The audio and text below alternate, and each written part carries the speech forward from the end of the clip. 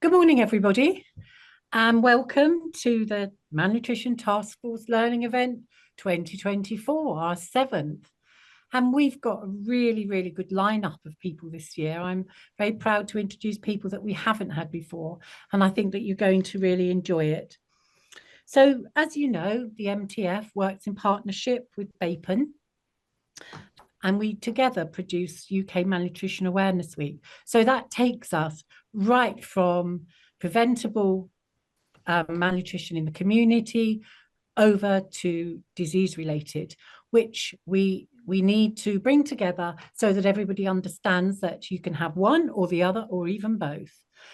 And I'd like to start off by thanking all our supporters to make all this possible. So particularly Appetito, Age UK Board, the associate board members who give us so much time and so much support.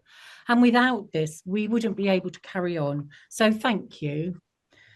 So as usual, we're going to film this event and it can be viewed from the website at a later date. And we find this is the best way. Last year, we had several hundred views of the presentations.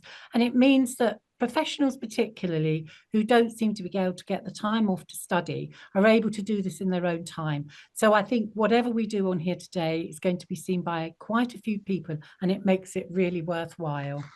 We've seen lots has changed this last 12 months, new government, the 10-year plan, other health and social care plans are afoot. Funds are short and many are worried about bills during the winter. At Age UK, we see that life is not getting any easier for older people, and the number of people over 85 is increasing. It's great that people are living longer, but we want older people to be living as well and being as independent for as long as they possibly can. And we also know that informal family carers are increasing, and they too are getting older and they're struggling with very little support. So it is that nutrition and hydration becomes even more important because it's the bedrock of us keeping healthy. It helps with our well-being. And we also know the risk of becoming dehydrated and malnourished is higher than ever before. So at this week, the UK MAW Week, it's a real chance to highlight our concerns, difficulties. And at this learning event, everybody's got the opportunity to share new ideas, research, and great practice that's happening across the UK. So this year, again, next slide, we're talking about ask, look, and listen, because actually we're all in this together and we're asking everyone, the general public, older people, carers, professionals, everyone to work together. And we're asking them to look and listen for signs of malnutrition and dehydration. And everything is easy to manage if it's spotted early. We know that. So everybody's responsibility is to look out for malnutrition. So we're asking professionals working together in multidisciplinary teams to spread the importance of good nutritional care and keep that high on the agenda, because together we can tackle this head on. So my next slide. So we've updated and refreshed quite a lot of our resources this year. We've got tools that can help start conversations. So if you're unsure about how to start that conversation with an older person about if they're eating enough, have a look at our guide. You can see it online or you can request some to be sent to you. We've refreshed the State of the Nation report, and it's a real overview, and it's quite shocking, of malnutrition in the UK today. It highlights the scale and the challenges of malnutrition, because sometimes I don't think we realise that it's out there, it's rife. So this report in the State of the Nation brings everything together, the stats, evidence from across social and healthcare, and it provides a unique snapshot of just what's happening to older people. The Eating Well in Later Life, we've refreshed that up. We've put some new guidance in it. You can request hard copies of those at the inquiries on the MTF website, and I can post those out to you. And that's for anybody. They're good in clinics, they're good at home, and they're good in voluntary sector organisations. So do drop me a line and I'm happy to send them out.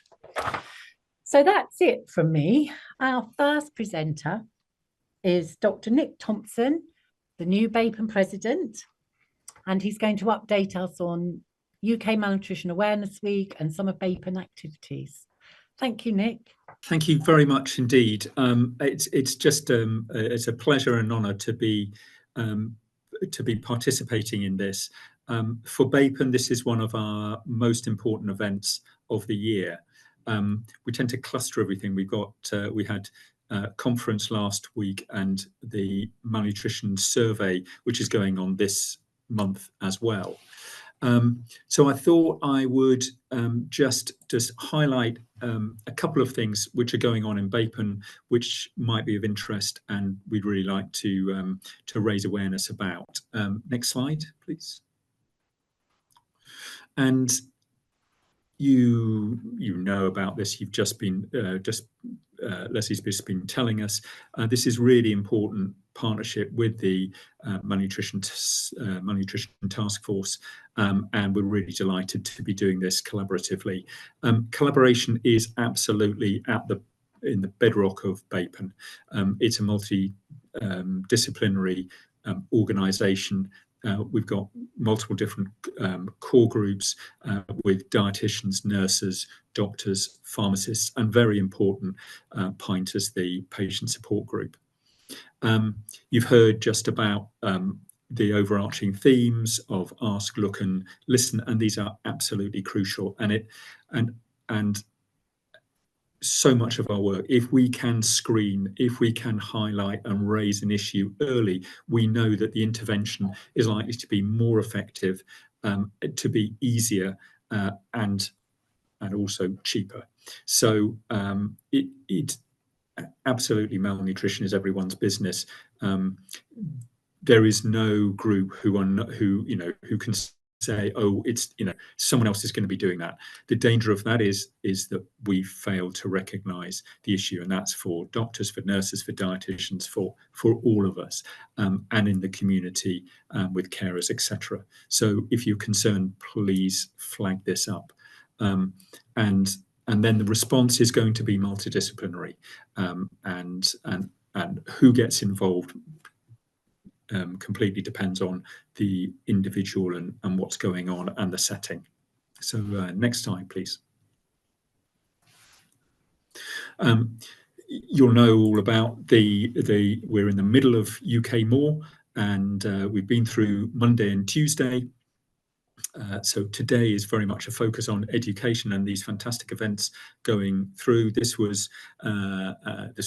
was wearing my best suit at the conference last week, and what I wanted to highlight was that in our screening survey last year, and I'll come to it in a bit more detail, is that malnutrition was common, and it appears to be becoming more common, not less common, and that's in hospitals, in care homes, in the community, in people's homes.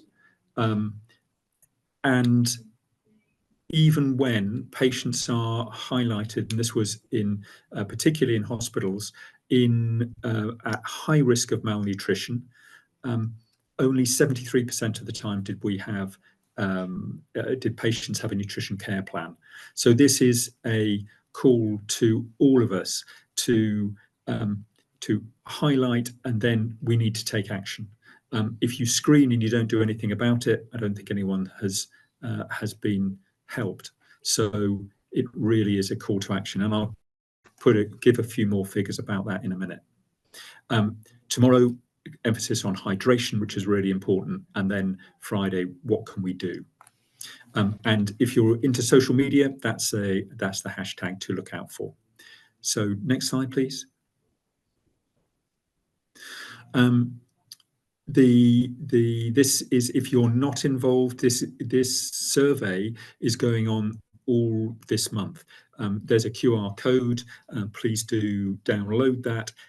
We absolutely want as many individuals to be screened and to be involved in this. Please do get involved.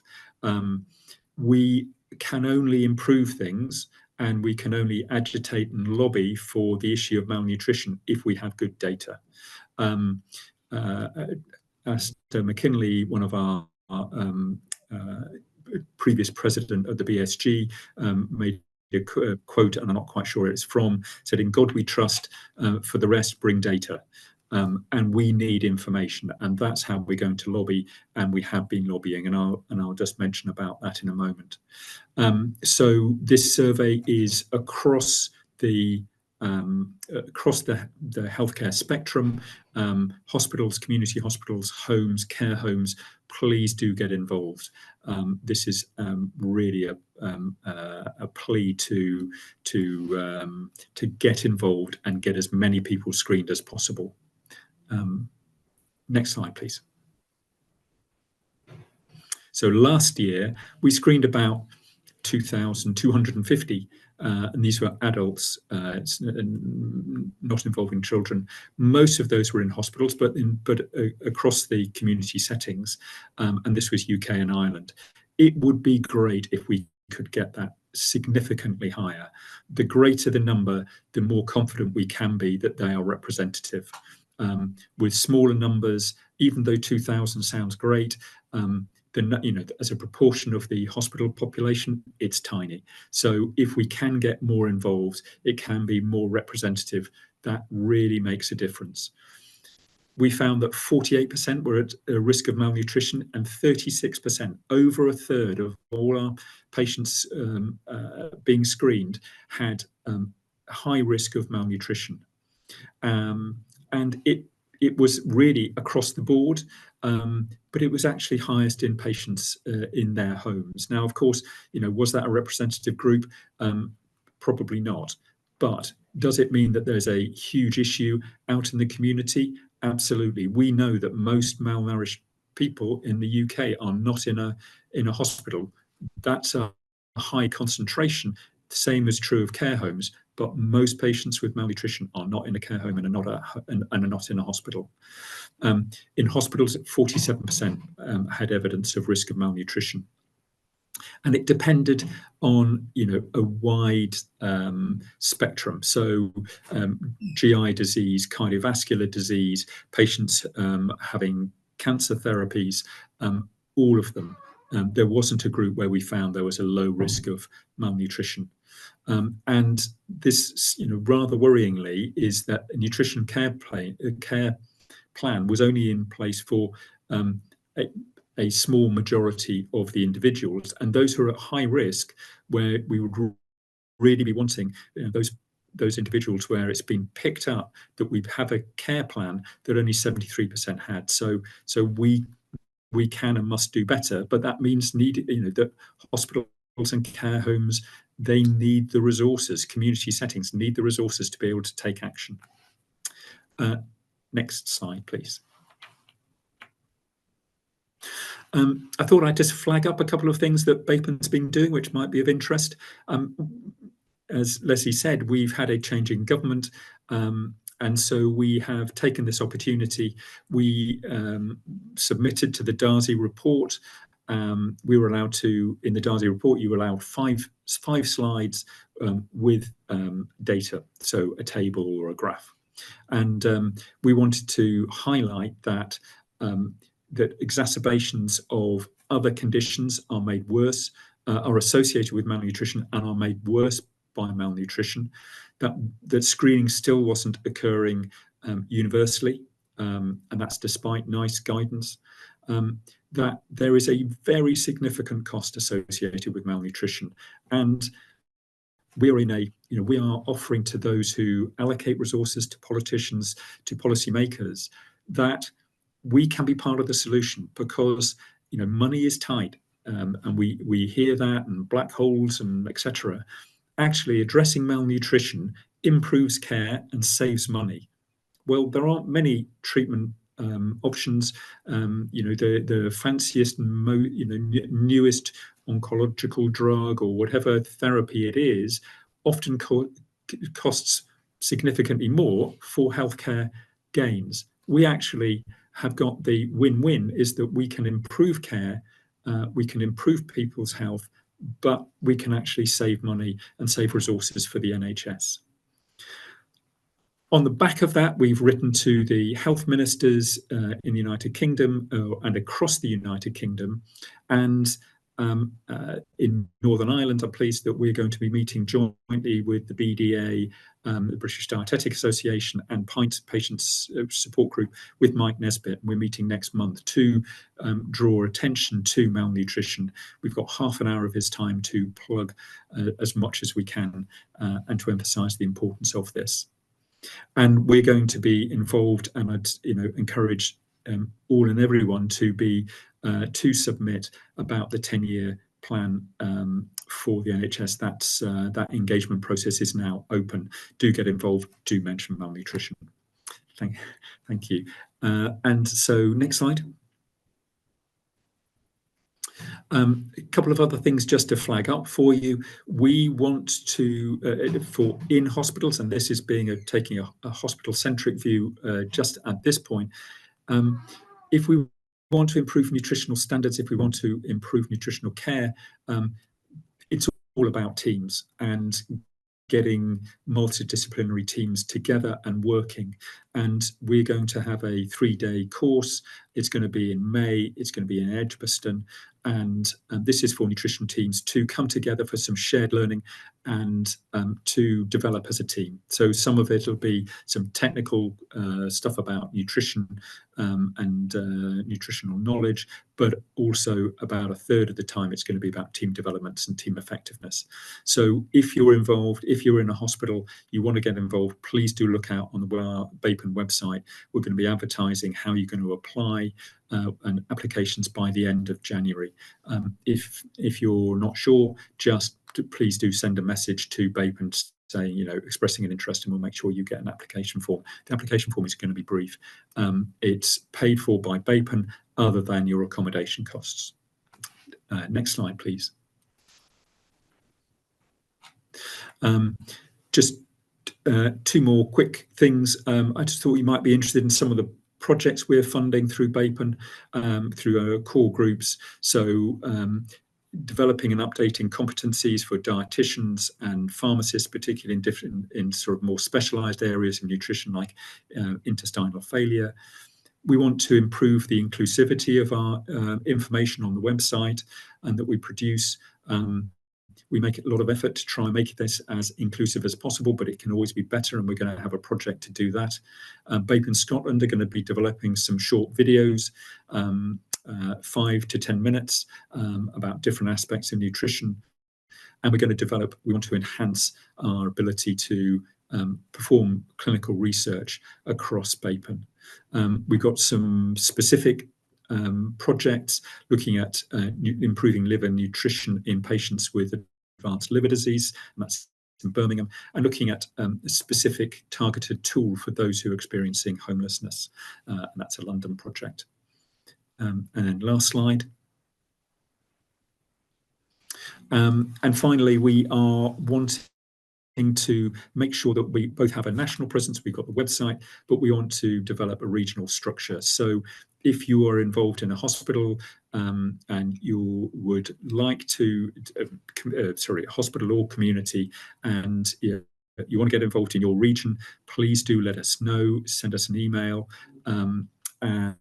And we've got different parts of the UK, different nations in the UK and within England, split down to regions.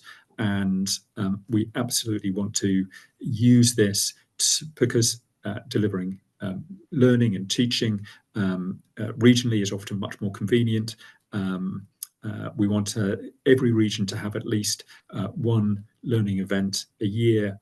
And also we need workforce data so that, again, we can go, we can lobby, we can knock on doors, we can be a nuisance and say, these hospitals don't have nutrition teams, they need help and they need resource to improve care. So just a few things about what BAPEN's doing. I hope that's of some interest, and please do get involved. And if you've got any questions, please get in contact. Thank you. So we'll have all that information on the website as soon as we can. Lovely. Thank you very much.